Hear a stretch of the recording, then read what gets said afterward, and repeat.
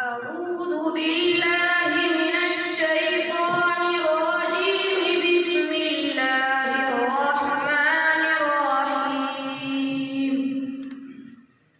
وأيوب إذ نادى ربه أني مسني الضر وأنت أرحم الراحمين فاستجبنا له فكشفنا ما به من ضر وآتيناه أهله